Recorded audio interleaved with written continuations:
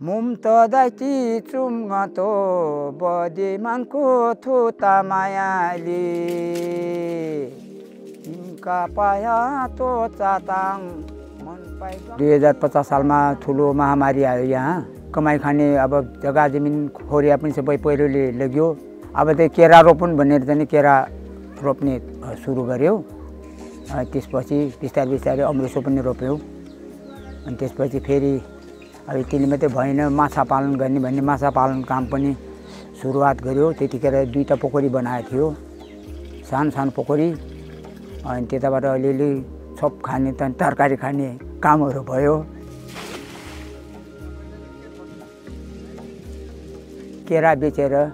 नुन मसला खाने कामहरू अलिकति सुरुवात भयो त्यसै गर्दै गर्दै चाहिँ नि अहिले पनि त्यही काम गर्दैछु वर्षमा त्यो 40-50 हजारको माछा बेच्छु यो 5 पोखरीबाट अमृतो त्यो वर्षमा यो 6,000-7 हजारको बेच्छु यो माछा प्लेनभित्र केरा चाहिँ नि 30-32 हजारको वर्षमा बेच्छु हाम्रो कृषि वनमा चाहिँ त्यही हो खानेकुरो चाहिँ वनको कन्दमूलहरू हाम्रो परम्परागत रोप्दै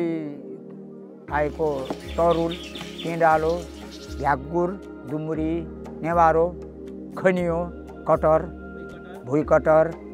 अहिले त फेरि त्यो के भन्छ अहिले आधुनिक के भन्छ त्यो एभोकाड पनि त्यो पनि रोप्दैछु त्यो फल्न लागिरहेछ सर्पले तोक्ने बेलामा औषधि लाउने त्यो औषधि पनि छ चुइया गित्थाहरूको पनि त्यहाँ जग्गा रोपिराखेको छु किनभने हराउँछ अब सामुदायिक वनमा त सिद्धिसक्यो त्यही भएर त्यसलाई पनि अलिकति सुरक्षित हुन्छ कि भनेर अनि त्यो पनि गर्दैछु अनि नाफानले पनि सिकाउँदैछ नाफानले पनि सेतो रोपिराख आफ्नो लोप हुने चिजलाई चाहिँ नै सुरक्षित गरिहाल भन्दै चाहिँ सिकाउँदैछ त्यो अनुसार हामी अब अगाडि बढ्दैछु नाफानले ध्यान दिएको छ ज्ञान प्रयोग गर्यो भने त पैसा त आइहाल्छ नि माथिको बारी समेत 11 रोपनी छ एक गट्ठामा चाहिँ माछा प्लेन छ मेरो परिवार पहिला त 10-15 जना थियो अब त्यो सबै छोरीहरू छोराहरू बेग्लै गएपछि अहिले 4 जना छ